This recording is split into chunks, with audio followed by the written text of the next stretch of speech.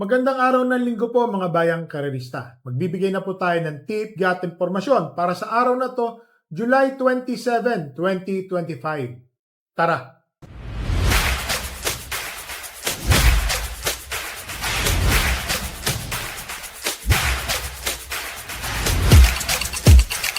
So mga bayang karerista, ngayong araw ng linggo, meron pong magandang pakarera. 2025 Tilracom PCSO Silver Cup. Meron po silang nabuong 8 karera. Pakita ko lang po ang ating kopya. Ano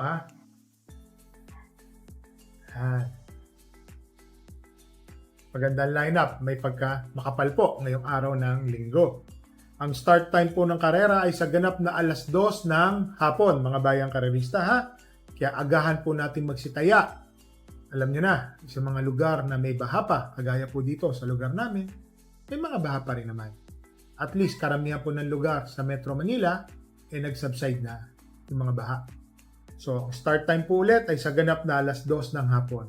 Race number 1, 3-year-old maiden race. Non-placer po ito. 1,400 meters ang distansya. 6 runners. Ito ho, mga bayang karerista, yung mga last 3 runs nila na hindi po sila natimbang ng segundo, tersero, dito po napunta. First choice, or sabihin na nating 1 for the day. Entry number 6, Miss Pinkerton. Ang layo ho kasi ng tiyempo niya, mga bayang karerista ha. 2.5 segundo ang diferensya. So, sabihin na natin 2 segundo sa pinakamalapit na tiyempo. So, para sa akin po, malaki po ang panalo or lamang. Entry number 6, Miss Pinkerton. Ito pong kabayo na to, may katulinan po ito. Pwedeng mauna, pwedeng sumunod. Kasi ng mga laban niya, nire-review natin, nasa unahan to. Nasa, tawag doon, kumpulan. Nandoon siya. Para sa akin po, malaki po ang panalo. Entry number 6, Miss Pinkerton. So, dito po sa race number 1, 1 for the day. Entry number 6, Miss Pinkerton. Dito na tayo sa race number 2, rating 6 to 10 split. 6 runners. 1,400 meters ang distansya.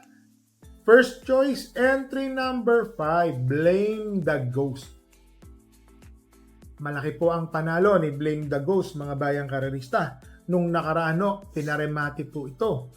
May unang diskarte nasa unahan, pero nung second run niya, under kay Boss Kenneth Thompson, nandoon siya pinaremate. Tingin ko mas magaling po siya pagka off the pace, pero may remate. Tingin ko ho, malaki po ang panalo ni Blame the Ghost. Second choice, entry number 6, Galactus. Matuling kabayo po ito, si Galactus. Kung sakali pong walang makakahabol kay Galactus, makakakuha po ito ng Media Trangco, kung tawagin po namin yan. Makakaraos po ito. So si Galactus po, second choice. So dito sa race number 2, first choice, entry number 5, Blame the Ghost. Second choice, entry number 6, Galactus. Dito na tayo sa race number 3, 2025 Tilracom Silver Cup. Wow, gandang karera nito mga bayang karerista. 1,800 meters ang distansya, 8 runners. First choice, entry number 7, Jungkook. Bakit ho?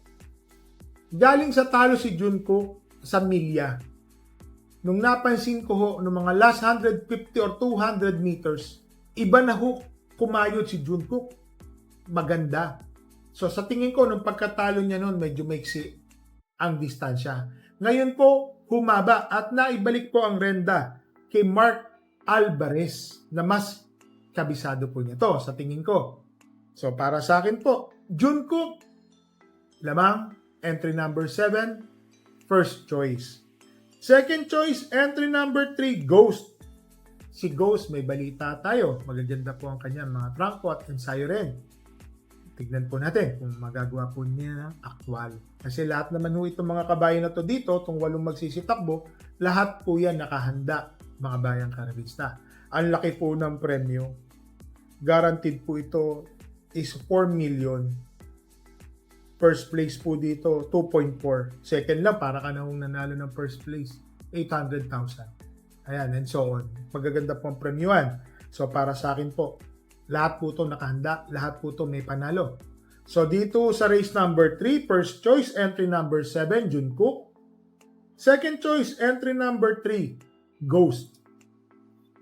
Dito no tayo sa race number 4, rating 16 to 21, 1,400 meters, 11 runners. First choice, couple entering 3 and 3A, Mahusayay and 3A Basket of Gold. Basket of Gold, napakatuling kabayo, galing sa panalo. Tingin ko ho, wala pong makakabuliglig sa kanya sa unahan. Kung meron man, meron po siyang couple entry na Mahusayay, isang deremating kabayo or nakakasunod naman agad. Para sa akin po, may panalo rin po yan. Alam naman natin, iba yung dalawa Matulin at Deremate. Second choice, entry number 5, Guerrero Warriors. Kung sakali po na magkakaroon ng presyonan sa unahan, Guerrero Warriors under Jepril Tagulaw Sarate. Alam naman natin, 1.26 din po ang tinatapos nito, 25-26. Tingin ko ho, malaki rin po ang panalo. Dihado pa yan. Naglagay po ako ng third choice, entry number 8. Couple entry po ito. Light Bearer and Bukawe Rivertown. Isang matuling kabayo at isang makakasunod din po sa mga tersero, kwarto pwesto. So tingin ko ho, swertihan na lang po dito sa laban na to.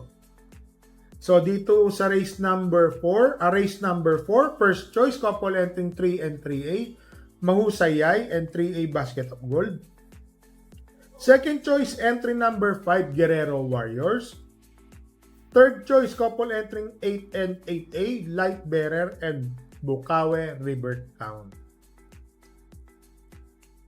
So dito no tayo sa race number 5. Rating 5 placer. 6 runners, 1,400 meters. First choice, entry number 5, Ivan. JT Pabilik. Ivan, no, maganda po yung tinakbo nito nung nakaraan. Kalaban niya sila California Chrome. Ang nanalo po dun yung Metal Strength. Pero kung mapapansin niyo po si Ivan, nandoon na po yan. Halos last 150 meters lang po siya naabutan, nagdatingan yung mga kalaban. Ang talagang sumunod po sa kanya nun is si Metal Strength, which is mababa rin po sa laban. Para sa akin po, Ivan, malaki po ang panalo, first choice. Second choice, entry number 3, Color Blast, John Alvin Guse. Ito pong si Color Blast, yung recent run niya, parang in the money siya. Kung di po ako magkamali, tersero o kwarto. Pero tingin ko tersero yan. Tingin ko ngayon, Alvin Guse, konti lang yung lineup, makakaraan po siya dyan. Naglagay po ako ng third choice. Entry number 1, Manila Boy, kabayo po ni Madam Rencel at Boss Choi. Etong si Manila Boy, mga bayang karerista, kung mapapansin nyo, dumadating nakakabigla. Bakit po nakakabigla? Nasisigundo, tersero, bigla pong sumusulpot sa meta. So baka ganun po ang mangyari ngayon. Magkalimutan na mayroong isang Manila Boy, bigla pong dumating yan. So dito sa race number 5, first choice, entry number 5, Ivan. Second choice, entry number 3, Color Blast. Third choice, entry number 1, Manila Boy. So dito no tayo sa race number 6, rating 11 to 15, 1,400 meters, 12 runners. First choice, entry number 10, Hakim JT Pabilik ang papatong, rating 15. Tingin ko ho, malaki po ang panalo ni Hakim. Alam naman natin na 1.25 yung mga dating ginagawan dyan po. Sama po natin, alam niyo na. Second choice, entry number 4, Full Combat Order. Maganda na po yung pinakita ng huling takbo ni Full Combat Order. Ito pong si Full Combat Order, yung huling 2 or 3 takbo niya, umentado na po siya ulit. Maganda na po ang kinikilos. Yun lang talagang nung huling takbo, masyado siyang inasahan, parang third placer o fourth lang siyang dumating nun. Pero yung tumalo sa kanya, umentado rin naman. Para sa akin, may panalo rin po yan. Naglagay po ako ng third choice. Entry number 6, Bohemian. Pati Ramos Dilemma ang papatong. Itong si Bohemian, sama po natin. May mga napanood po ako mga takbo na ito. Mainam na kabayo, nag-1.26 din po yan noong dating pista. Ngayon alam naman natin na matigas ang pista natin. Maganda po ang pista ngayon. Para sa akin po, may panalo rin po yan. So dito sa race number 6, first choice, entry number 10, Hakim. Second choice, entry number 4, Full Combat Order. Third choice, entry number 6, Bohemian. So dito na tayo sa race number 7, rating 28 to 33, 11 runners, 1,400 meters. First choice, entry number 1, Crusading, John Alvin Guse. Matuling kabayo. Tingin ko ho, lamang po si Crusading para sa akin po. Second choice, entry number 3, Madam Mayhem. Kelvin Malapira ang papatong. Tingin ko po, may panalo. Kasi bumaba rin po sa laban si Madam Mayhem. Alam niyo naman, sa Bayang Karerista, mga imported po ito. Ngayon po, nilagay ko lang pong third choice, entry number 5, Paddington at 5A Cat Bell. Si Paddington, mga Bayang Karerista, sana yung pag-pick up niya sa gate, gumanda na. Kung sakaling gaganda po yung pick up niyan, tingin ko ho, malaki po ang panalo ni Paddington, mga Bayang Karerista. Lalo na bali-balita natin, magaganda po ang ensayo niya sa Padre Garcia. So dito po sa race number 7, first choice, entry number 1, Crusading. Second choice, entry number 3, Madam Mayhem. Third choice, couple entry 5 and 5A, Paddington and 5A Cat Bell. Dito no tayo sa race number 8, rating 6 to 10 split, 1,400 meters, 11 runners. First choice, entry number 10, Queen Ella. Napakainam po ng tinakbo nung nakaraan ni Queen Ella. Segundo, tercero, dun, tercero. Nandoon na. Tingin ko ho, malaki po ang panalo ngayon. Naglagay po ako ng second choice. Entry number 9, Bisyo Magserbisyo. JB Bakaykay ang sasakay. Etong si Bisyo Magserbisyo, tingin ko po, malaki rin po ang panalo niyan. Third choice, entry number 6, isang dramating kabayo. Princess Isabel. Etong si Princess Isabel, habang nagkakanaan sila, baka bigla dumating to sa balya. Si Princess Isabel. Baka gulat tayo pare-pareho, magandang dihado. Nilagay ko lang pong tuldok o fourth choice, couple entering 2 and 2A, advocacy and 2A Gavel. Ito pong si Gavel, mga Bayang Karerista. Mainam po ito. Nag-1.27, 1.28 sa same distance. Tingin ko kung mauulit niya po yan, malaki po ang panalo ni Gavel, mga Bayang Karerista. Last race pa. So dito sa race number 8, first choice, entry number 10, Queen Ella. Second choice, entry number 9, Bisyo Magserbisyo. Third choice, entry number 6, Princess Isabel. Tuldok o fourth choice, couple entering 2 and 2A, advocacy and 2A Gavel. Sa mga Bayang Karerista, sa mga nagsitama po ng mga winner take all nung araw ng Biyernes, isa rin po tayo sa tumama. Pero di naman ganun kalaki. Namumunan din tayo. Sa akin po, tumaya lang po ako ng halagang 3,000, 2,500, okay na po ako doon. Masaya na ako. Natsambahan lang po. Ang dumiskarte po niyan, yung beo ko. Tingin mo dito, tingin mo dito, tingin mo rito. Malaki panalo, mananalo, malaki panalo. Lahat ng sinabi natin sa kanya, sinolo niya yun. Sino kalaban nito? Ito pwedeng tumalo, itong ganon, ganyan. So, syempre, online betting. Tapos yung kaibigan natin, tumama rin po. At least, kahit papano, sana bigyan natin ng tip, marami tayong napasaya. So, may mga nagtatanong, bakit mga kabayan natin, ganito, ganon, ganyan. Actually, wala pong kabayang bulok.